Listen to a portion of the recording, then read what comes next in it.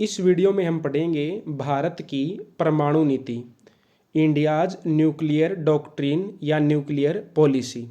इसमें सबसे पहले हम पढ़ेंगे इसकी भूमिका, उसके बाद में परमाणु नीति की विशेषताएं, फिर इसकी समस्या, उसके बाद में इसका थोड़ा सा मूल्यांकन। तो चलिए शुरू करते हैं। सबसे पहले देखते हैं भूमिका। भारत की परमाणु नीति का प्रारंभ शांतिपूर्ण उद्देश्य से शुरू हुआ, लेकिन वैश्विक तथा क्षेत्रीय परिस्थितियों ने परमाणु हथियार संपन्न राष्ट्र बनने के लिए मजबूर किया। तो भारत ने शुरुआत में जो परमाणु नीति है या परमाणु परीक्षण है, उसकी शुरुआत शांतिपूर्ण उद्देश्य के लिए की थी, लेकिन जैसे ही क्षेत्रीय परिस्थितियां बदली, वैश्विक परिस्थितियां बदली, तो भारत को शांतिपूर्ण नीति से हटकर के परमाणु हथियार बनाने के लिए मजबूर होना पड़ा। भारत ने 1974 में पोखरण प्रथम परमाणु परीक्षण किया तथा 1998 में पोखरण द्वितीय परीक्षण किया। तो ये हो गई थोड़ी सी इसकी भूमिका। अब देखते हैं भारतीय परमाणु नीति की विशेषताएं। 1998 में पोखरण द्वितीय के बाद परमाणु नीति का प्रारूप तैयार किया गया, जिसे तत्कालीन प्रधानमंत्री के सचिव ब्रिजेश मिश्र द्वारा जारी किया गया। 2003 में इसमें कुछ परिवर्तन किया गया। भारत की परमाणु नीति की प्रमुख विशेषताएं निम्नलिखित हैं। तो अब देखते हैं भारत की परमाणु नीति की प्रमुख विशेषताएं। बिल्कुल आसान है।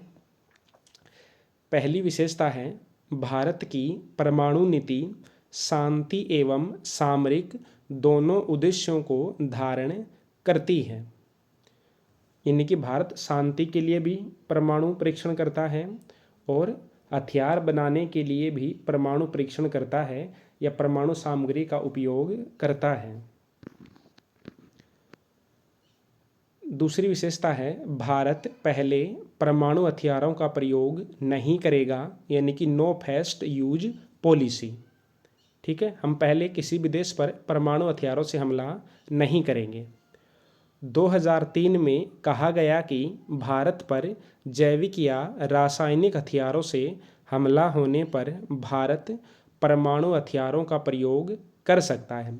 इसका मतलब है कि यदि परंपरागत युद्ध होता है, सेनाएं आमने सामने लड़ती हैं, तो हम परमाणु हथियारों का प्रयोग नहीं करेंगे। लेकिन यदि कोई दूसरा देश हम पर परमाणु हथियारों का प्रयोग करता है या जैविक या रासायनिक हमला करता है, तो हम उसके खिलाफ परमाणु हथियारों का प्रयोग कर सकते हैं।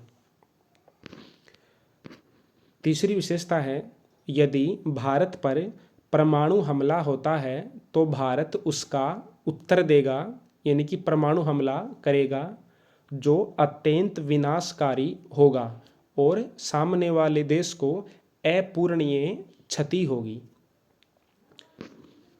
चौथी विशेषता है, परमाणु हथियार रहित देशों पर भारत परमाणु बम का इस्तेमाल नहीं करेगा, यानी कि जिन देशों के पास परमाणु हथियार नहीं हैं उन पर भारत परमाणु हथियार से हमला नहीं करेगा।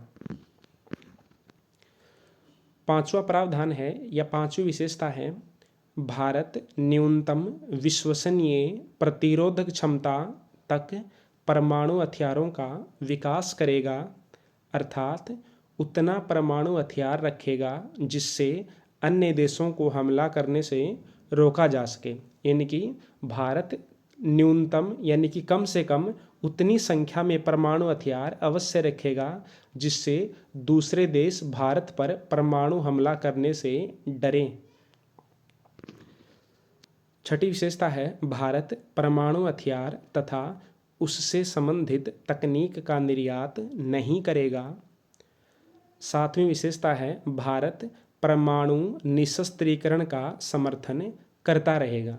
यानी कि भारत के पास परमाणु हथियार हैं, लेकिन भारत चाहता है कि पूरे विश्व से परमाणु हथियारों की समाप्ति हो जाए। जब पूरे विश्व से परमाणु हथियारों की समाप्ति हो जाएगी तो हम भी अपने परमाणु हथियारों को समाप्त कर देंगे। तो ये हो गई भारत की परमाणु नीति की विशेषताएं या प्रावधान। अब थोड़ी सी इसकी समस्या देख लेते हैं या इसकी क्या आलोचना की जाती है। पहली आलोचना है, आलोचकों के अनुसार भारत की परमाणु नीति विस्तारवादी है क्योंकि भारत ने न्यूनतम अविश्वसनीय जैसे अस्पष्ट शब्दों का प्रयोग किया है। तो पहली समस्या या पहली आलोचना क्या हो गई कि कुछ लोग मानते हैं कि भारत की परमाणु नीति विस्तारवादी है क्योंकि भारत ने जो न्यूनतम प्रतिरोधक क्षमता विकसित करने की बात कही है उसका अर्थ स्पष्ट नहीं है। दूसरी समस्या है, परमाणु नीति में इस बात का उल्लेख नहीं है कि यदि गैर राज्य अभिकर्ता जैसे कि कोई आतंकवादी संगठन यदि भारत पर परमाणु हमला करता है तो भारत क्या कार्यवाही करेगा। ठीक है, तो हमने ये तो लिख दिया परमाणु नीति में कि यदि कोई दूसरा देश हम पर परमाणु हमला करता है तो हम उसका भयंकर उत्तर देंगे, लेकिन हमने इस बात को ध्यान में नहीं रखा यदि कोई गैर राज्य अभिकर्ता है वो अगर भारत पर परमाणु हमला करे तो हम क्या करेंगे। तीसरी समस्या है, भारत ने नो फर्स्ट यूज नीति का सिद्धांत दिया है, यानी कि भारत पहले परमाणु हथियारों का प्रयोग नहीं करेगा। अतः परंपरागत हमला होने की स्थिति में नैतिक रूप से परमाणु हथियारों का प्रयोग नहीं कर पाएगा, जबकि चीन की परंपरागत सैनिक शक्ति भारत से बहुत ज़्यादा है। यानी कि मान लो चीन और भारत की सेनाओं में आमने सामने का युद्ध हुआ तो चीन की जो परंपरागत सैनिक शक्ति है वो बहुत ज़्यादा है, तो भारत उसका सामना नहीं कर पाएगा और भारत परमाणु हथियारों का प्रयोग भी नहीं कर पाएगा, क्योंकि जब तक चीन परमाणु हथियारों से हमला नहीं करेगा तब तक हम भी नहीं कर सकेंगे। चौथी समस्या है, विश्व में अनेक सैन्य संगठन बने हुए हैं जैसे नाटो, इनके माध्यम से हमला होने की स्थिति में भारत क्या कार्यवाही करेगा, इस बात का प्रावधान नहीं है।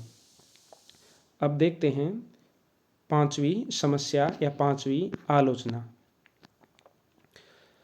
भारत की परमाणु नीति आदर्शवाद एवं यथार्थवाद के बीच द्विधाग्रस्त है। एक तरफ भारत निशस्त्रीकरण की बात करता है तो दूसरी ओर न्यूनतम परमाणु हथियार रखने की बात करता है। यानी कि भारत एक ओर तो कहता है कि परमाणु हथियारों की समाप्ति होनी चाहिए, जबकि भारत ने खुद भी परमाणु हथियार बना रखे हैं। ये तो हो गई मोटी मोटी इसकी आलोचना या समस्याएं। अब देखते हैं इसका थोड़ा सा मूल्यांकन। उपरोक्त सीमाओं के बावजूद भी भारत ने अपनी परमाणु नीति में सभी विकल्पों को खुला रखा है। समय एवं परिस्थिति के अनुसार इसमें परिवर्तन कर सकता है। साथ ही उत्तरदायी राष्ट्र की तरह है राजनीतिक परिषद यानी कि मंत्री परिषद तथा कार्यकारी परिषद जिसमें सेना प्रमुख, कैबिनेट सचिव, इंटेलिजेंस ब्यूरो प्रमुख आदि शामिल होते हैं का गठन किया है। तो ये हो गई भारत की परमाणु नीति।